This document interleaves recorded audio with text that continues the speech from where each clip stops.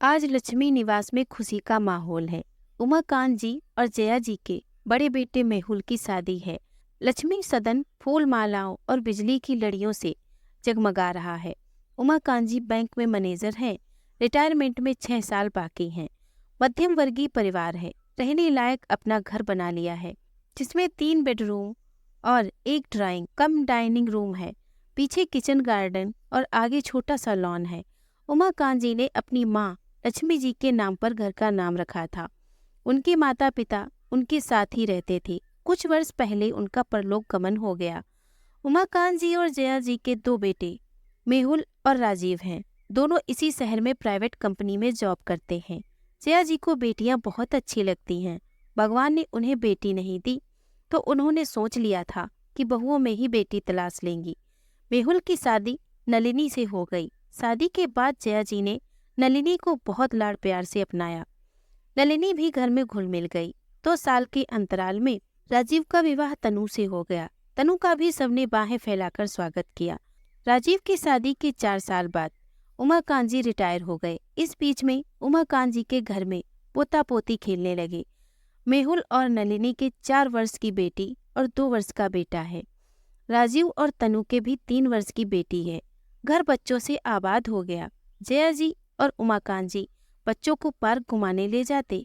नलिनी और तनु भी आपस में ठीक प्रकार से रहती। अब मेहुल का बेटा बाबा दादी के साथ सोने लगा। उसकी स्टडी टेबल बाबा दादी के रूम में लगा दी गई। थोड़े समय बाद राजीव की बेटी भी बाबा दादी के पास सोने लगी। बढ़ती उम्र के साथ 2 बच्चों को अपने पास सुलाने से उमाकांत जी को करवट से लेटना पड़ता। उन्हें तकलीफ रहने लगी। जया जी के भी घुटने दर्द करने लगे।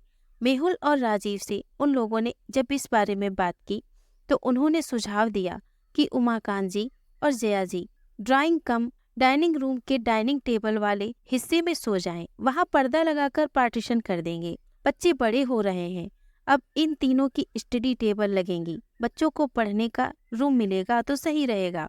उमाकांत जी और जया जी अपने घर में डाइनिंग रूम में रहने लगे। अब वे दिन में लेट नहीं पाते थे। डाइनिंग रूम और ड्राइंग रूम में पर्दे का ही पार्टीशन जो था, उन लोगों की तकलीफ वैसी ही रही। कुछ समय बाद राजीव के भी दूसरा बेटा हो गया। इस साल उमाकांत जी 65 साल के होने वाले हैं। उमाकांत जी के दोनों बेटों और बहुओं ने कहना शुरू कर दिया कि यदि घर के ऊपर कमरे बनवा ले तो कुछ पोर्शन किराए पर उठा देंगे और उनके चारों बढ़ते बच्चों के लिए अलग रूम हो जाएंगे। उमाकांत जी ने अपनी नौकरी के समय बाजार में एक छोटा प्लॉट लिया था, जिस पर एक रूम बना था और एक अन्य रूम बनाने का प्रोविजन था। मेहुल और राजीव एक दिन सुबह ही मम्मी पापा के पास जाते हैं। मेहुल ने कहा, पापा आप तो जानते ही हैं, आजकल महंगाई बहुत हो गई है। हम सोच रहे हैं कि घर के ऊपर एक मंजिल और खींच लेते हैं। 4 रूम बन जाएंगे। 1 रूम सेट किराए पर चढ़ा देंगे। बाकी चारों बच्चों के लिए ऊपर नीचे मिलाकर अलग अलग रूम हो जाएंगे। उमाकांत जी कहते हैं, बहुत बढ़िया, नीचे वाला बेडरूम हमें मिल जाएगा। हमारा भी रूम होगा। फिर हमें भी तकलीफ होती है बेटा, दिन में मैं और तुम्हारी माँ लेट नहीं पाते हैं। ड्राइंग रूम में किसी न किसी का आना जाना लगा ही रहता है। हमारी भी उम्र हो चली है। अच्छा किया तुम लोगों ने ऐसा सोचा। राजीव कहता है, पापा वो नहीं हो पाएगा। आप लोगों के लिए यह काफी तो है। फिर इस उम्र में इससे ज्यादा की आपको जरूरत नहीं। आप लोग डाइनिंग रूम में जैसे रहते हैं वैसे रहिए। हम लोग बच्चे सहित 8 लोग हैं और हमें कुल 6 रूम की जरूरत है। तो हम दोनों भाइयों के लिए बेडरूम है, एक नीचे का और 3 ऊपर का, मिलाकर चारों बच्चों को अलग अलग रूम्स मिल जाएंगे और एक 1 रूम सेट बनवाकर किराए पर चढ़ा देंगे तो हमें बढ़ते हुए खर्चों में कुछ सहारा मिल जाएगा। जया जी को आज अपनी परवरिश पर बहुत अफसोस होता है। उमाकांत जी कहते हैं, तुम लोग जैसा चाहो वैसा करो, हमसे क्या पूछ रहे हो? हमें तो डाइनिंग में ही सोना है, तब भी कर लो जो करना है। तब तक नलिनी और तनु भी आ गई थी।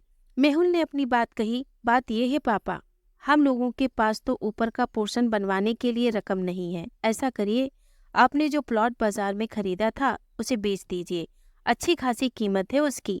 हम उसको बेचने से मिली रकम से ऊपर का पोर्शन बनवा लेंगे। उमाकांत जी और जया जी ने कहा कि वे सोचकर बताते हैं। इस पर तनु और नलिनी दोनों बोल पड़ी, अब आप लोगों की उम्र हो रही है, मोह माया रखना ठीक नहीं। समझदारी इसी में है। हम जैसा कह रहे हैं वैसा करिए। दोनों बेटों ने भी हाँ में हाँ मिलाई। अगली सुबह उमाकांत जी कहीं चले गए। 2 घंटे बाद लौटकर आए तो उन्होंने दोनों बेटों और बहुओं को इकट्ठे बुलाया। सबके आने के बाद उमाकांत जी ने कहा, हमने कल तुम लोगों की बातें सुनी और फैसला ले लिया है। राजीव बोला, यह अच्छा किया आपने, हम आज ही दलाल से उस प्लॉट बेचने की बात कर लेते हैं। जया जी ने बीच में ही कहा, सुन तो लो, हमने क्या फैसला लिया है। उमाकांत जी बोले, हम 3 महीने बाद यहाँ से चले जाएंगे। मेहुल ने पूछा, कहाँ जाएंगे। उमाकांत जी ने बताया, मैंने प्लॉट पर दूसरा कमरा और रसोई व वॉशरूम बनवाने की बात ठेकेदार से कर ली है। आज से काम शुरू हो रहा है, 3 महीने में तैयार हो जाएगा।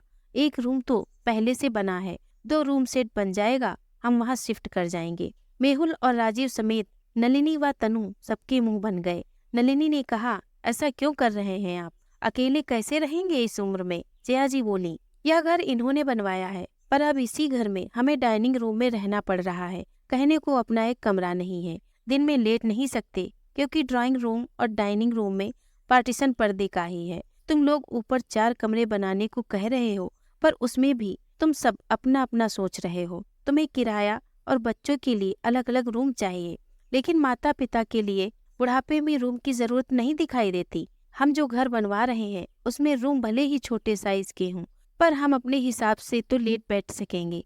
जब तक हाथ पैर चलेंगे काम कर लेंगे। यहाँ भी करती है तुम्हारी माँ, जब नहीं होगा तब सहायक रख लेंगे। मेरी पेंशन में आराम से गुजारा हो जाएगा। साफ लफ्जों में उमाकांत जी और जया जी ने अपनी बात बेटों और बहुओं को समझा दी। 3 महीनों तक उमाकांत जी सुबह प्लॉट के लिए निकल जाते, दिन में खाना खाने आते, फिर वापस चले जाते। इस तरह उन्होंने मेहनत कर छोटा सा मकान बनवा लिया। उनके दोनों बेटे झांकने तक नहीं आए, काम तो वो दोनों क्या करवाते। 3 महीने बाद उमाकांत जी और जया जी शिफ्ट हो गए। महीनों तक बेटों और बहुओं का मुंह सूजा रहा। उमाकांत जी और जया जी ने अपनी समझदारी से अपना बुढ़ापा संभाल लिया, आराम से अपने घर में रहते हैं। 2-3 महीनों बाद बेटे बहुओं ने भी आना शुरू कर दिया। उमाकांत जी के बेटों को अच्छी तरह पता चल गया कि जिस घर में वो खुद रहते हैं वो भी उनके पापा का ही है। अगर पापा चाहते तो दोनों को घर से बाहर निकाल सकते, परंतु उन्होंने ऐसा नहीं किया।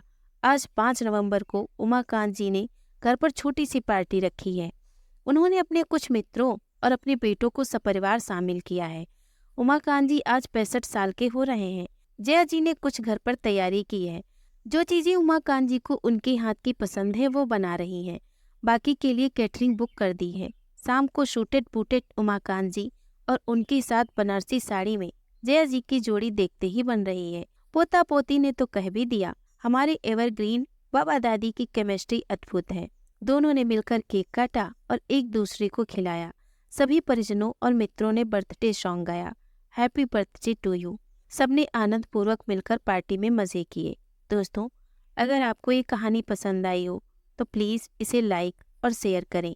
अगर आप हमारे चैनल पे नए हैं प्लीज़ इसे सब्सक्राइब करें। धन्यवाद।